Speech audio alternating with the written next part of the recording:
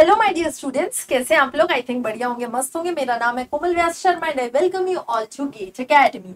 चलिए, तो हम यहाँ पे आरआरबी जेईई 2024 के लिए महत्वपूर्ण करंट अफेयर्स को देख रहे हैं, जिसमें हमने स्टार्ट किया है फ्रॉम जुलाई एंड अगस्त। तो जुलाई अगस्त से हमने यहाँ पे हमारे जो लेक्चर्स करंट अफेयर्स एमसीक्यूज हैं वो हम लेकर आए हैं। तो अभी कुछ पार्ट आ चुके हैं, ये हमारा नेक्स्ट पार्ट है। पार्ट को स्टार्ट करने से पहले, जैसे कि हम सब जानते हैं कि आरआरबी जेईई 2024 की नोटिफिकेशन आ चुकी है। अब नोटिफिकेशन क्योंकि आ गई है तो आपको भी इस पेपर को निकालना है, उसके लिए आपको करना पड़ेगा तैयारी। तो तैयारी आप कर सकते हैं गेट एकेडमी के साथ में। गेट एकेडमी के ऐप को डाउनलोड कर लीजिए, वहां पे आपको एक बहुत ही बेहतरीन डेडिकेटेड कोर्स मिलेगा आरआरबी जेईई का, जो पर्टिकुलरली आपके ब्रांच से रिलेटेड है। इसमें टेक्निकल और नॉन टेक्निकल बात करूं अगर, तो इन दोनों का ही CBT 1 CBT 2 में कंप्लीट कोर्स आपको यहाँ पे प्रोवाइड किया जा रहा है। तो जाइए परचेज कीजिए। अब देखो यार, कुछ ही लोग इसे परचेज कर पाएंगे, मैं ऐसा नहीं बोल सकती, ठीक है। हर कोई इसे परचेज कर सकता है क्योंकि जो अमाउंट है वो बहुत ही मिनिमल अमाउंट है। अगर मैं बात करूं यहाँ पे एप्लीकेशन की, तो आरआरबी जेईई का अगर फॉर्म आपने नहीं भरा है तो फिल कर लीजिए। 30 जुलाई से स्टार्ट हो चुका है, लेकिन लास्ट डेट है 29 अगस्त। तो समय जो है वो बहुत ज्यादा नहीं है, और साथ में आपको तैयारी भी करनी है, इसका भी आपको ध्यान रखना है। तो ये पूरा कोर्स, जिसमें CBT 1 और CBT 2 दोनों इंक्लूड रहेगा, ये पूरा कोर्स आपको मिल रहा है सिर्फ और सिर्फ 777 रुपीज में। ओके, जिसमें पूरा आपको मतलब नॉन टेक और टेक्निकल दोनों ही प्रोवाइड किया जाएगा। अब आप देख लीजिए कि टेक्निकल में आप किस पार्ट को बिलोंग करते हैं, किस डिपार्टमेंट को बिलोंग करते हैं। आप इलेक्ट्रिकल से, इलेक्ट्रॉनिक्स से, सिविल से या फिर मैकेनिकल से हैं, तो उस हिसाब से आप इस फॉर्म को फिल कर सकते हैं। इन सब में करंट अफेयर्स जो है वो बहुत इंपॉर्टेंट है। नॉन टेक के कुछ सब्जेक्ट्स को मैंने भी डील किया है, ठीक है, उसे आप देखिए समझिए, आपको सारी चीजें वहां पे मिल जाएंगी A to Z। चलिए, पहले क्वेश्चन से स्टार्ट करते हैं। Vizhinjam International Seaport welcomed its first container ship San Fernando. This port is located in which state? Tamil Nadu, Kerala, Maharashtra या कर्नाटक? आपको यहाँ पर पूछ रहा है कि विजिंजम इंटरनेशनल सी पोर्ट में पहला कंटेनर शिप आया है जिसका नाम है सैन फर्नांडो। आपको बताना है ये पोर्ट कहाँ पे लोकेटेड है। आपको मैं 5 सेकेंड्स दे रही हूँ, जल्दी से इसका जवाब दीजिए। सिर्फ 5 सेकेंड्स आपको मिलेंगे।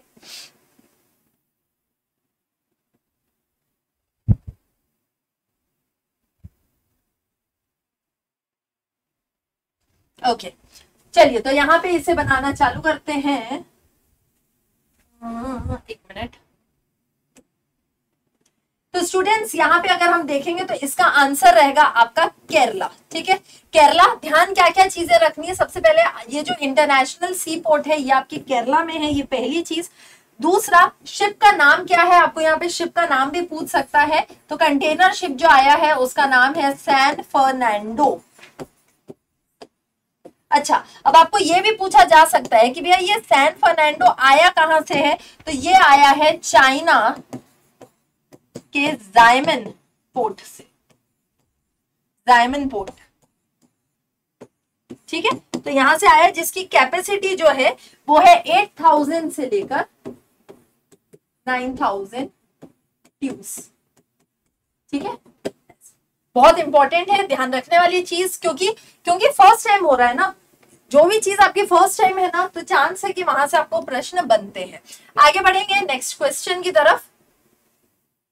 Khadga Prasad Sharma Oli has been sworn in as the Prime Minister of which country in July 2024? Maldives, Bangladesh, Sri Lanka या फिर नेपाल? आपको बताना है कि खड़गा प्रसाद शर्मा ओली जो है ये प्राइम मिनिस्टर किस देश के बने हैं। बहुत आसान, जल्दी से अगेन आपको 5 सेकेंड्स मिल रहे हैं, जवाब दीजिए।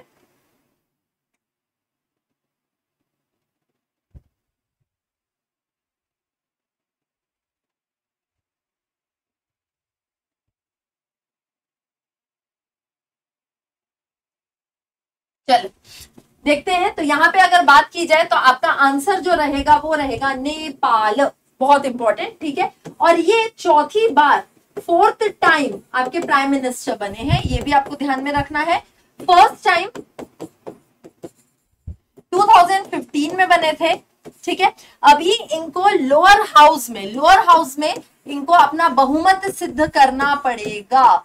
लोअर हाउस में 30 डेज के अंदर बहुमत सिद्ध करना पड़ेगा। आपको ये भी पूछा जा सकता है कि ओके प्राइम मिनिस्टर तो हमें समझ में आ गया, खड़गा प्रसाद शर्मा ओली है, ठीक है। प्राइम मिनिस्टर को ओथ कौन दिलाते हैं भैया, प्रेसिडेंट दिलाते हैं। तो प्रेसिडेंट कौन है नेपाल के, तो उनका नाम भी आपको याद रखना है, रामचंद्र पौडेल, रामचंद्र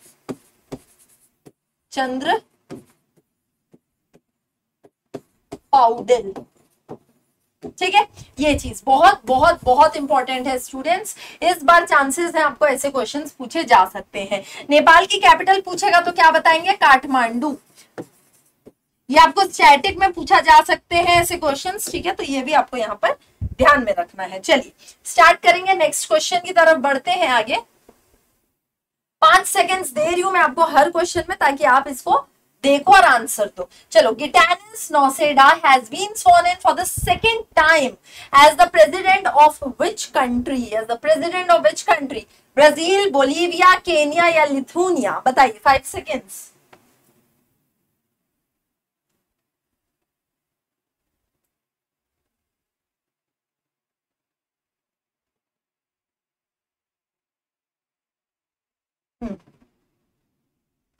चलिए, तो गिटानिस नौसेडा की देखो क्वेश्चन दोनों तरीके से पूछ सकता है, ठीक है। तो यहाँ पे फिलहाल क्या पूछ रहा है आपको कि ये प्रेसिडेंट बने हैं गिटानिस नौसेडा, कहाँ के बने हैं, तो भैया ये बने हैं लिथुनिया के।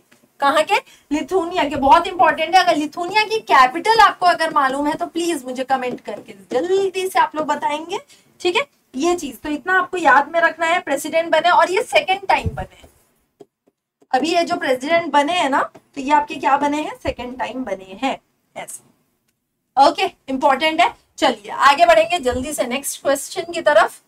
Okay, Barbora Krejcikova who has won the women's singles title of the 2024 Wimbledon tennis championship belongs to which country? बहुत इंपॉर्टेंट, आपके सिलेबस में ना स्टूडेंट्स पर्टिकुलरली स्पोर्ट्स दिया गया है अलग से। अब क्योंकि अलग से दिया है ना, इसलिए आपको इसके बारे में मालूम होना चाहिए। ओके, तो स्विट्जरलैंड, स्पेन, चेक रिपब्लिक या फिर सर्बिया? बताइए क्या आंसर रहेगा।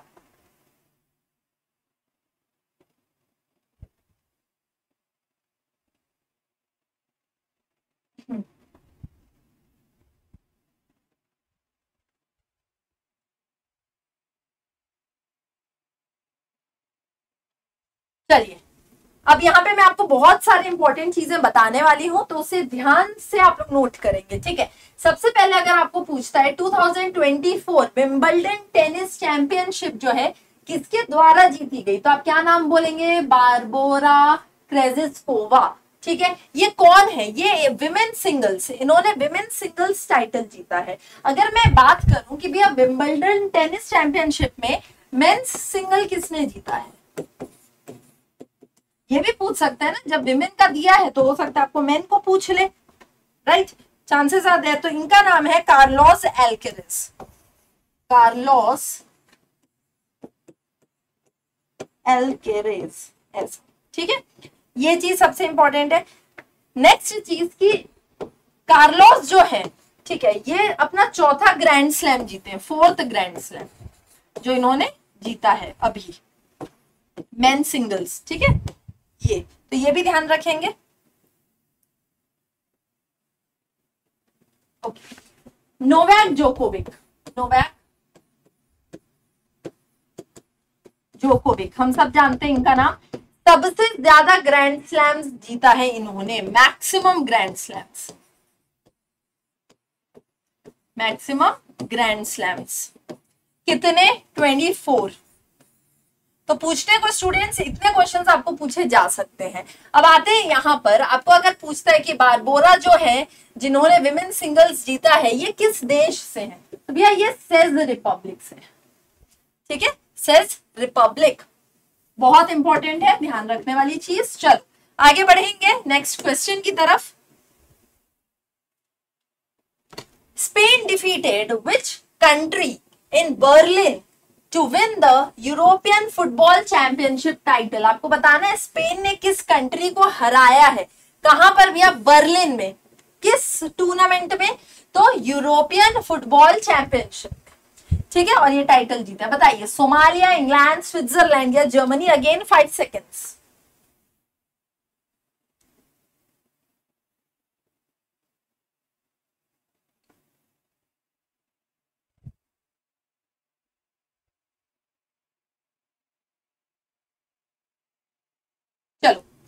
बढ़ते हैं। तो यहाँ पे अगर आपको पूछता है स्पेन ने किसे डिफीट किया है, तो आपका आंसर रहेगा इंग्लैंड। बहुत इंपॉर्टेंट चीज, स्पेन की कैपिटल अगर आपको पूछता है तो क्या बोलेंगे, स्पेन की कैपिटल पोलैंड, ये चीज ठीक है। तो स्पेन ने इंग्लैंड को हराया है 2-1 से।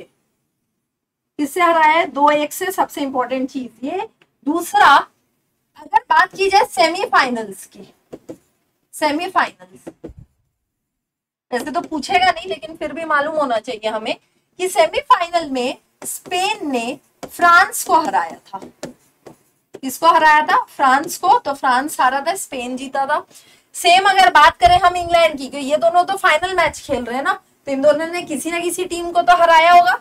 तो इंग्लैंड और नीदरलैंड्स, इनके बीच में हुआ था, जिसमें नीदरलैंड हारा था, इंग्लैंड जीता था, ठीक है। फिर इन दोनों के बीच में फाइनल मैच हुआ, फाइनल मैच स्पेन जीता और इंग्लैंड जो है ये हार गया। ओके, ऐसे। तो यहाँ आपका आंसर क्या रहेगा, इंग्लैंड, इंग्लैंड। चलो नेक्स्ट क्वेश्चन जो आएगा स्टूडेंट्स, इसी में से आपके क्वेश्चंस बन के आएंगे, इससे बाहर कुछ भी नहीं आने वाला।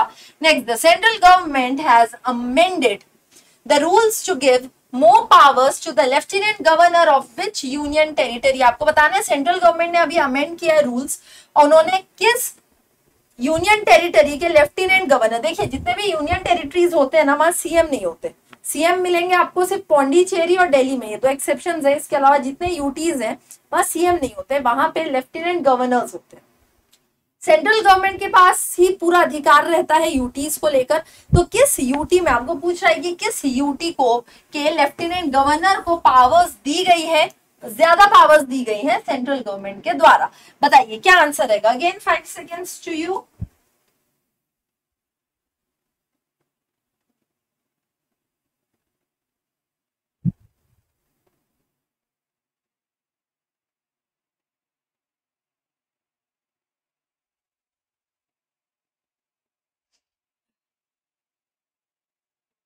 चलिए, तो यहाँ पे देखते हैं आंसर जो रहेगा स्टूडेंट्स, वो रहेगा जम्मू एंड कश्मीर। ओके, तो Jammu Kashmir reorganisation act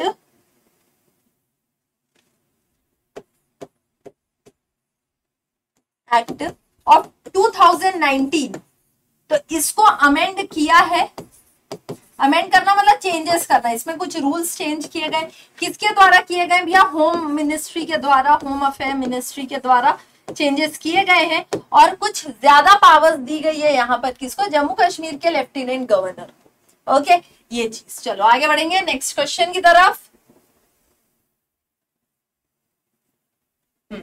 Where is the Kharchi Puja festival celebrated on 14th of June 2024। आपको बताना है खर्ची पूजा फेस्टिवल कहाँ सेलिब्रेट किया जाता है। अगेन मैं बता रही हूँ, स्पोर्ट्स कल्चर, स्पोर्ट्स और कल्चर ये दोनों में आपके मार्क्स कट सकते हैं अगर आप अच्छे से नहीं पढ़ोगे, और इनमें से क्वेश्चन आपको पूछेगा क्योंकि अलग से स्पेसिफाई किया है उसको। ओके, कल्चर के अंदर में खर्ची पूजा और सारे अलग तरीके के फेस्टिवल्स आते हैं, ठीक है। उसके लिए आपको हमारा जो कोर्स है 777 वो अगर आप लेंगे, वहां मैंने आर्ट एंड कल्चर में पूरा ये चीजों को डील किया है।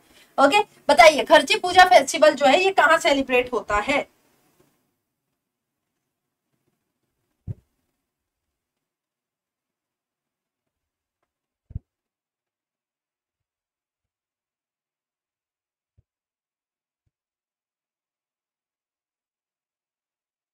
आइए, तो खर्ची पूजा फेस्टिवल की अगर बात की जाए तो ये आपके त्रिपुरा में आयोजित किया गया, ठीक है। ये फेस्टिवल कहाँ हुआ, त्रिपुरा में।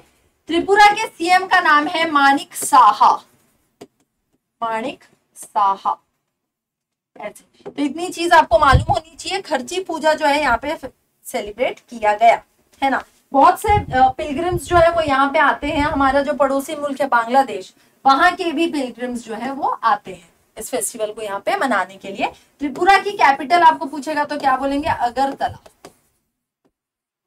अगरतला। नेक्स्ट क्वेश्चन, ओके, बताइए union home minister Amit Shah inaugurated Pradhanmantri excellence college in all 55 districts of which state.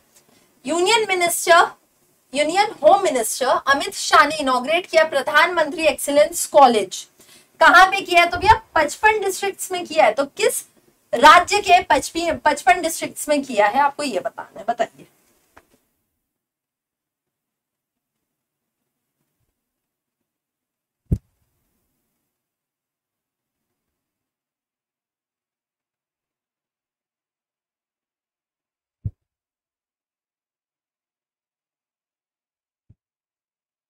चलिए देखते हैं। तो यहाँ पे जो 55 डिस्ट्रिक्ट्स की बात की जा रही है, तो ये है आपका मध्य प्रदेश। क्या है? मध्य प्रदेश, ध्यान रखेंगे।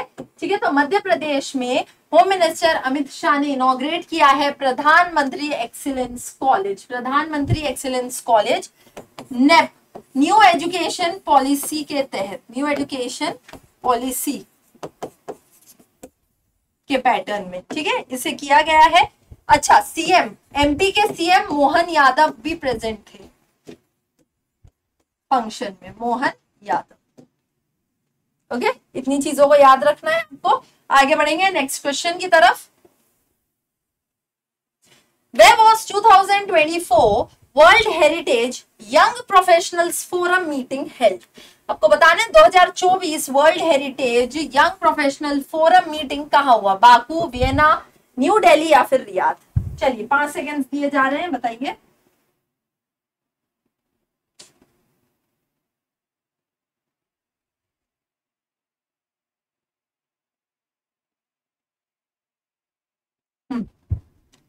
चलिए, तो यहाँ पे अगर हम आंसर की बात करेंगे स्टूडेंट्स, तो आपका आंसर रहेगा न्यू दिल्ली। बहुत इंपॉर्टेंट है। तो न्यू दिल्ली में 2024 world heritage young professional forum meeting जो ये हेल्ड की गई, ये यूनेस्को के द्वारा आयोजित की जाती है। ओके, ऐसा। अगर आपको थीम कभी पूछेगा, वैसे तो पूछेगा नहीं, लेकिन फिर भी इसका थीम भी है जो आपको पता होना चाहिए। World heritage in the 21st century, world heritage in 21st, world heritage in 21st century. ठीक है, ये थीम है। इसका आंसर क्या रहेगा आपका? न्यू दिल्ली। चलिए आगे बढ़ते हैं हम नेक्स्ट क्वेश्चन की तरफ। Name the city in July 2014, July 14, 2014 में ये डेट है, ये set a new Guinness world record in the category of most trees planted by a team in 24 hours by planting over 1.1 million sapling. सोचिए, world Guinness world record 1.1 million saplings को यहाँ पे plant किया गया है, किस टीम के द्वारा?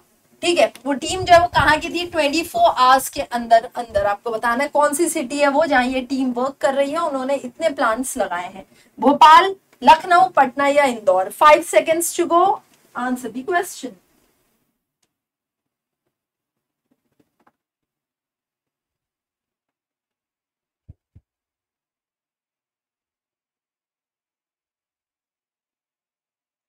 चलिए, तो स्टूडेंट्स देखते हैं यहाँ पे जो आपका आंसर रहेगा वो रहेगा इंदौर। ठीक है, ये चीज।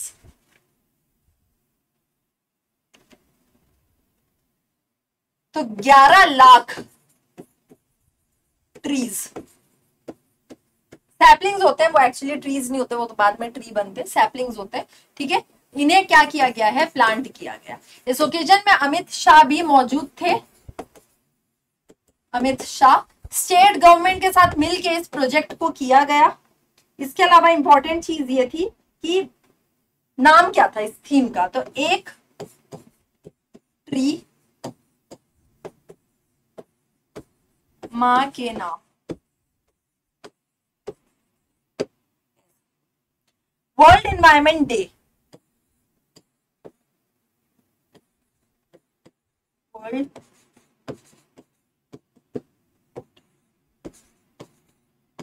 वर्ल्ड एनवायरमेंट डे कब मनाया जाता है? जून 5। ये भी आपको ध्यान रखना है, बहुत इंपॉर्टेंट है। ठीक है, जून 5।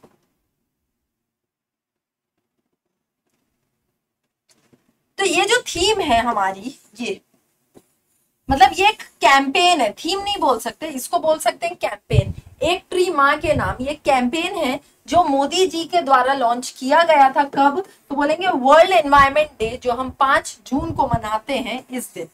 इसे लॉन्च किया गया था, इस कैंपेन को लॉन्च किया गया था। इसी कैंपेन के अंतर्गत इंदौर में 11 लाख सैपलिंग्स को लगाया गया विद इन 24 आवर्स, 24 घंटे के अंदर। ठीक है, चलो नेक्स्ट क्वेश्चन की तरफ बढ़ते हैं। Who has been appointed by the government as the new chairman and managing director of Bharat Sanchar Nigam Limited BSNL with effect from July 15?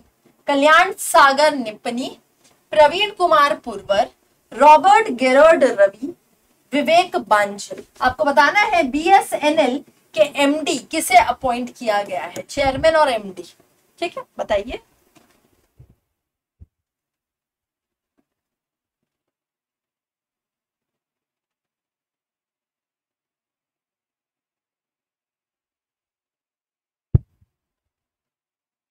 चलिए आसान है, बता देती हूं मैं।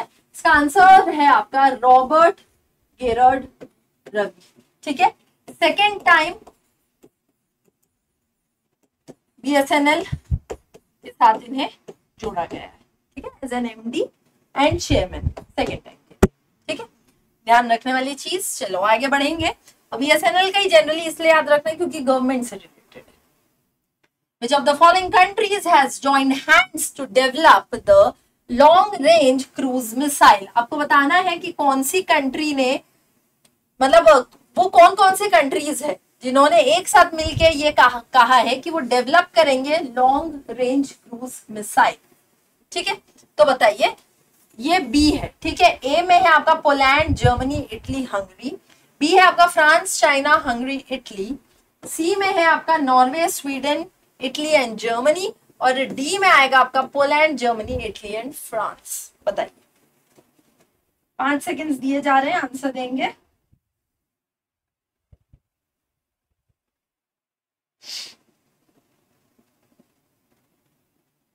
चलो ओके, तो यहां पे देखते हैं स्टूडेंट्स, आपका जो आंसर रहेगा वो रहेगा Poland, Germany, Italy and France. Okay, ये 4 कंट्रीज एक साथ इन्होंने डिसाइड किया है कि हम long range cruise missile develop करेंगे जिसकी रेंज जो रहेगी वो रहेगी मोर देन 500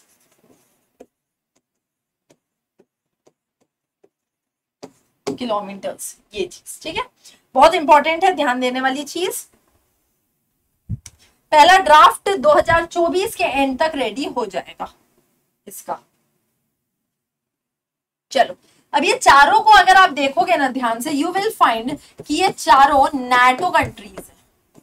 तो नाटो की डिमांड को कंप्लीट करने के लिए ही ये लोग एक साथ आए हैं। चलो next question. The second Asia Pacific ministerial conference will be held in which country? South Korea, China, India या Japan? Second Asia Pacific ministerial conference कहां पर होगा, किस कंट्री में होगा, आपको बताना है। ठीक है, साउथ कोरिया में, चाइना में, इंडिया या जापान? बताइए।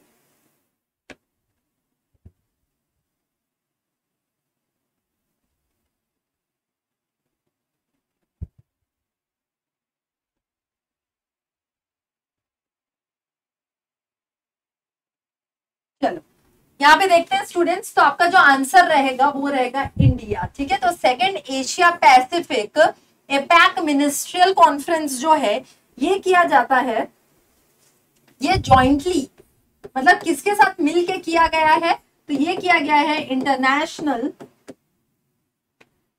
Civil aviation organisation, civil aviation organisation. Okay, तो यहाँ पे जो second Asia Pacific ministerial conference हुआ है ये इंडिया में हुआ है। किसके साथ में हुआ है? तो आपको याद रखना है इंटरनेशनल सिविल एविएशन ऑर्गेनाइजेशन। ठीक है, बात की जाए अगर इसकी कि ये इतना इंपॉर्टेंट क्यों है, ICAO। ओके, तो ये आपका एक इंटर गवर्नमेंट स्पेशलाइज्ड एजेंसी है, इंटर गवर्नमेंट स्पेशलाइज्ड एजेंसी। कहां की एजेंसी है? तो आप बोलेंगे ये यूनाइटेड नेशंस की एजेंसी है। ओके, ये चीज इंपॉर्टेंट है। 1947 में इसे फॉर्म किया गया था और इसका जो हेडक्वार्टर है वो है मॉन्ट्रियल, कनाडा।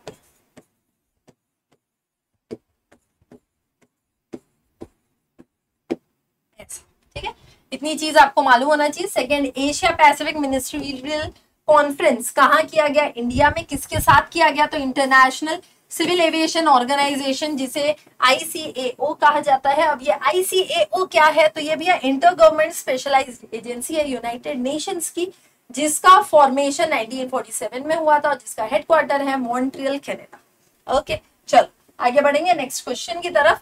आई होप आपको क्वेश्चंस जो है वो समझ में आ रहे होंगे। मैं 5 सेकेंड्स जो देती हूँ उसमें आपको ट्राई करना है कि आप इसका आंसर दे पा रहे हैं कि नहीं दे पा रहे। ठीक है, ये हमारा सेल्फ असेसमेंट है कि हमें कितनी तैयारी हमारी हो चुकी है और कितनी तैयारी की हमें जरूरत है। नेक्स्ट क्वेश्चन की तरफ बढ़ते हैं। Where was the 35th international biology olympiad 2024 held from July 7 to July 30? Thailand, Kazakhstan, Afghanistan and Indonesia. बताइए।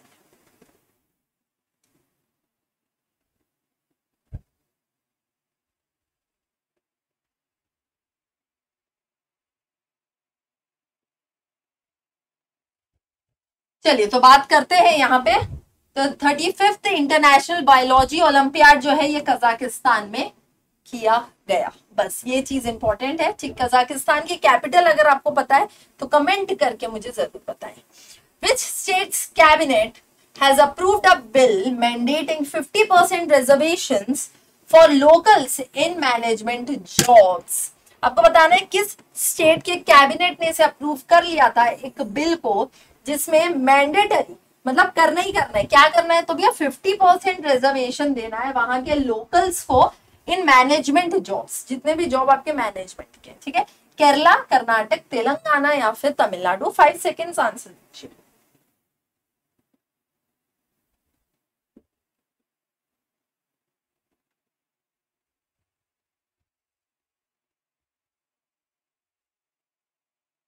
चलो यहाँ पे देखते हैं। तो काफी इस पे बहसबाजी भी हुई।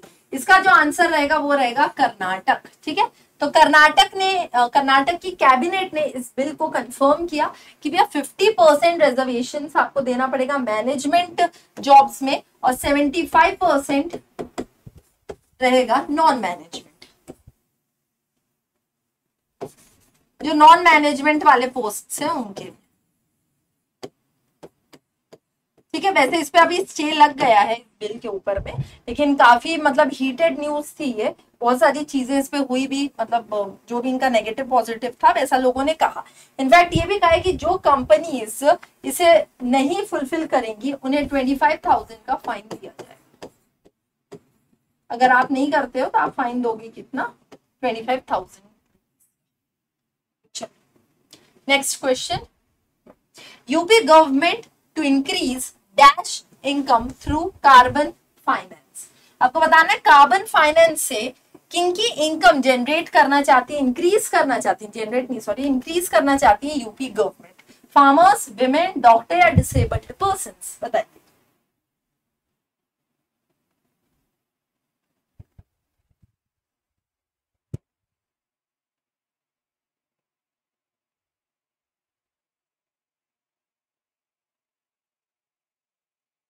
चलो आ जाओ यहाँ पे।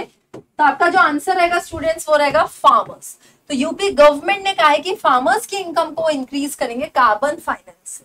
ठीक है, अभी कार्बन फाइनेंस मतलब क्या होगा? तो भैया एनवायरमेंट फ्रेंडली चीजें रहेंगी ऑब्वियसली।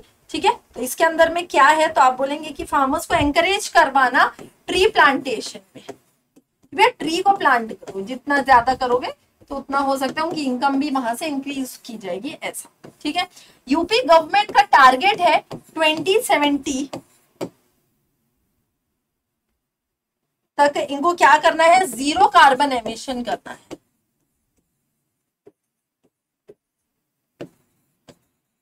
इनका टारगेट है। ठीक है, अब देखते हैं टारगेट कितना फुलफिल होता है। तो इसी के लिए फार्मर्स को बोला गया कि भाई हम ट्री प्लांटेशन कैंपेन्स जो है उनके साथ में जुड़ो, ट्रीज लगाओ जितना ज्यादा हो सके। उससे आपको कार्बन फाइनेंस दिया जाएगा और उससे आपकी जो इनकम है वो क्या होगी, इंक्रीज होगी, है ना। अभी जितना कमा रहे हैं तो ऑब्वियसली उससे आप क्या करेंगे, ज्यादा कमाएंगे। आगे बढ़ते हैं नेक्स्ट क्वेश्चन की तरफ। The government has amended the composition of NITI Aayog, how many full time members are there in the reconstituted NITI Aayog. बताइए, आपको मिल रहे हैं 5 सेकेंड्स जवाब देने के लिए।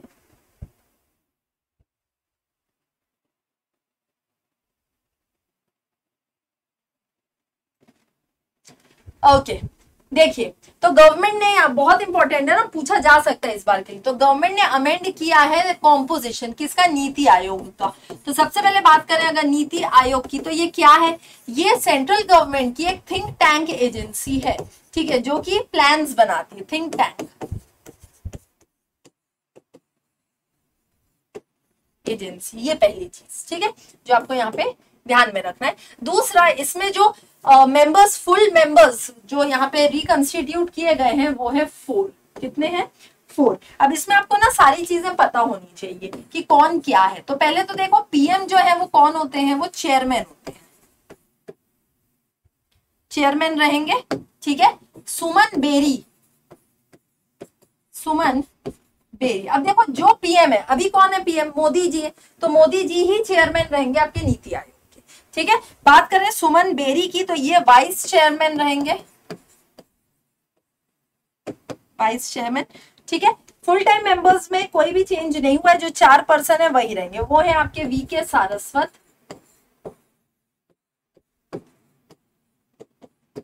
रमेश चंद,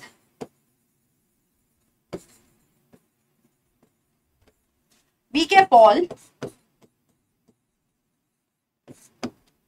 आनंद बिरमानी,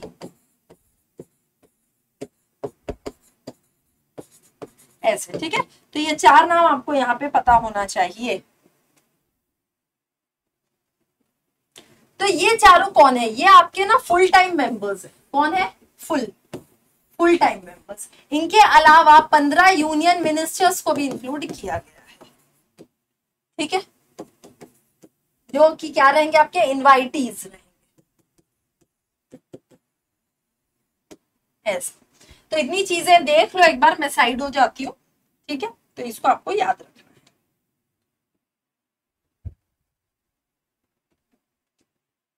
नेक्स्ट क्वेश्चन की तरफ बढ़ते हैं। Okay, doctor S Jaishankar recently inaugurated the मैत्री उद्यान as a symbol of friendship in which country।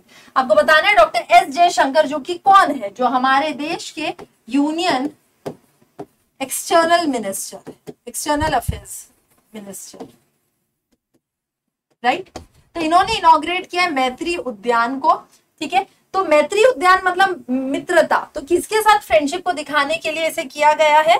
5 seconds हैं, बताइए आंसर।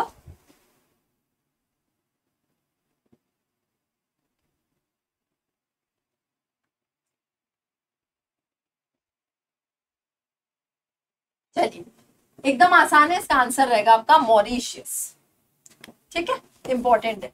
चलिए आगे बढ़ते हैं नेक्स्ट क्वेश्चन की तरफ। Which organization has launched नन्हे फरिश्ते ऑपरेशन टू रेस्क्यू abandoned और stray children। जो चिल्ड्रन लोग को पकड़ लिया जाता है और मतलब बोलना चाहिए उन्हें किडनैप कर दिया जाता है, उनसे भीख मंगवाया जाता है, हाथ पैर तोड़ दिया जाता है, रोड्स में आपको पड़े हुए मिलते होंगे, जो अनाथ रहते हैं, तो कहीं ना कहीं वो लोग किडनैप हुए रहते हैं और स्मगलर्स उनका यूज करते हैं स्मगलिंग के लिए, ट्रैफिकिंग के लिए। तो आपको बताना है कि किस ऑर्गेनाइजेशन ने इसे लॉन्च किया, इस ऑपरेशन को, जिसका नाम है नन्हे फरिश्ते, ताकि वो बच्चों को बचा सके ऐसे। तो railway protection force, border security force, national security guard या सेंट्रल रिजर्व पुलिस फोर्स, बताइए।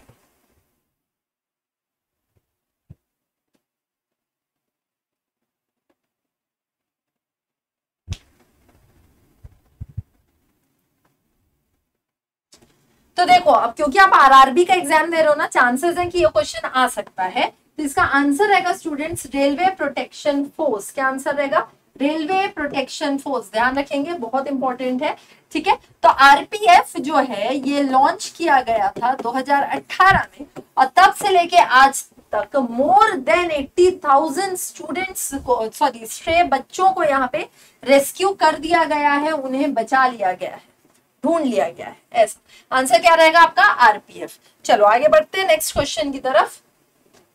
The government launched the project to develop 22,000 books in Indian languages. What is the name of the project? आपको बताना है कि government ने launch किया एक project जिसमें वो डेवलप करेंगे 22,000 बुक्स को इंडियन लैंग्वेजेस के अंदर में। तो उस प्रोजेक्ट का नाम क्या है? शिक्षा, समिता, अस्मिता या रेखता?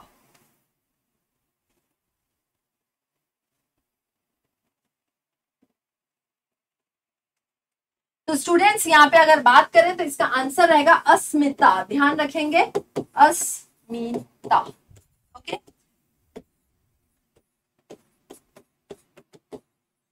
Department of education plus department of education और इसके साथ में आपका क्या नाम है, यूजीसी।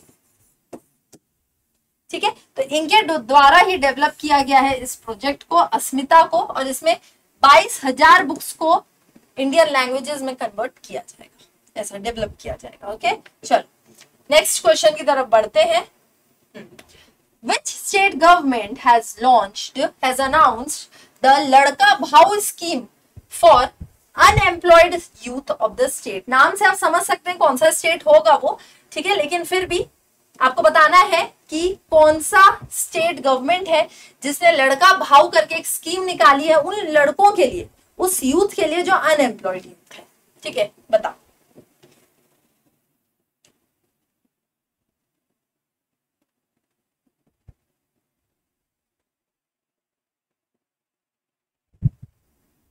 एकदम आसान है।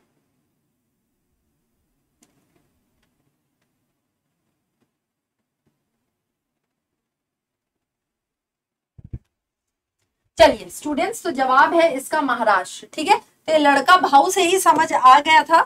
तो इसकी शुरुआत कब की गई? तो इसकी शुरुआत, स्कीम की शुरुआत जो है वो 17 जुलाई 2024 को किया गया। कहाँ किया गया? पंढरपुर में,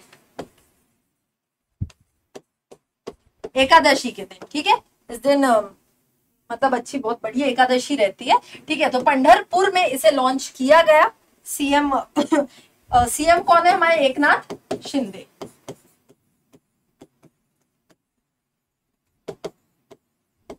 इनके द्वारा इसे किया गया ये चीज। ठीक है, अब एक और स्कीम है मुख्यमंत्री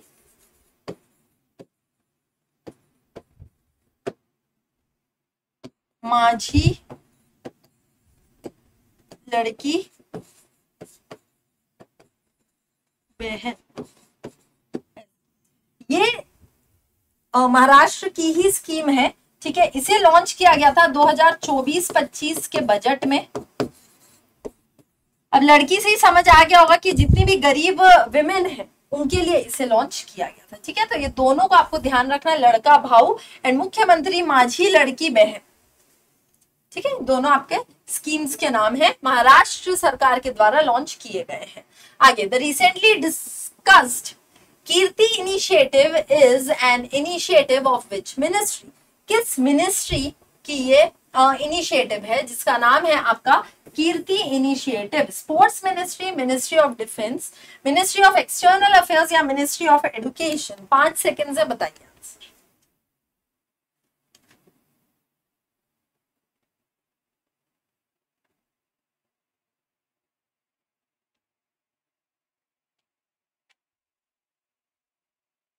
चलिए, तो देखिए कीर्ति इनिशिएटिव जो है ये इनिशिएटिव है आपका इनिशिएटिव ऑफ स्पोर्ट्स मिनिस्ट्री। ठीक है, जिसमें प्लेयर्स को ढूंढा जाएगा ऑल ओवर इंडिया से, जितने भी अच्छे प्लेयर्स हैं, टैलेंटेड प्लेयर्स हैं। ठीक है, कि मतलब ओलंपिक्स में जिन्हें भेजा जा सकता है। आप खुद देख सकते हैं भारत का प्रदर्शन उतना अच्छा नहीं रहा इस बार ओलंपिक्स में, अभी तक तो एक भी गोल्ड नहीं आया और अब तो मुश्किल है और आना। ठीक है, तो ये एक बहुत बहुत बेकार चीज है कि दुनिया की सबसे बड़ी पॉपुलेशन जो है वो हमारे देश में, और हम एक गोल्ड भी नहीं ला सकते ओलंपिक्स में।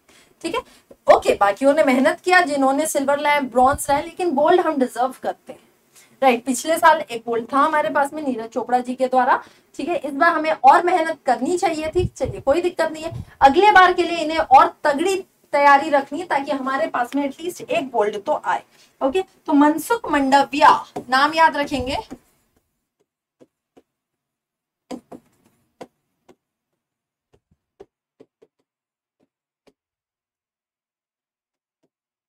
जो कि आपके यूनियन मिनिस्टर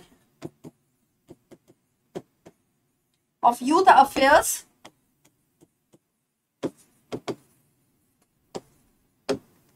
एंड स्पोर्ट्स, ठीक है, और लेबर के भी है साथ में ये मिनिस्टर। तो इनके द्वारा इसे लॉन्च किया गया इस इनिशिएटिव को, जिसका नाम है कीर्ति इनिशिएटिव। चलो आज का लास्ट क्वेश्चन है, उसके अंदर नेक्स्ट पार्ट में हम इसके आगे के क्वेश्चंस को डील करेंगे। The government launched India's first toll-free national anti-drug helpline number. What is the name of this helpline number? बताइए, ठीक है, नाम क्या है आपको बताना है इस हेल्पलाइन नंबर का, क्योंकि गवर्नमेंट के बाद लॉन्च किया गया फॉर एंटी ड्रग। क्या आपको ड्रग्स अगर छोड़ने हैं तो उसकी हेल्पलाइन नंबर है, लोग आते हैं मदद करते हैं। Saras, Madad, Manas, none of these.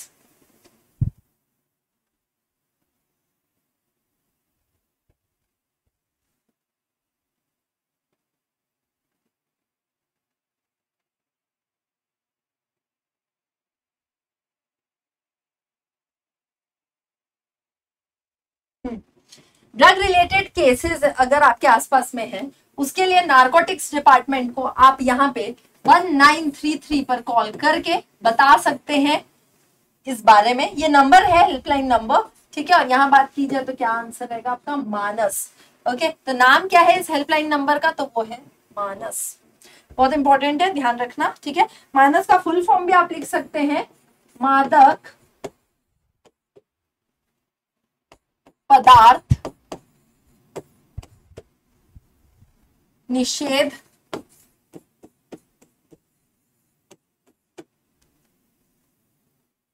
सूचना केंद्र,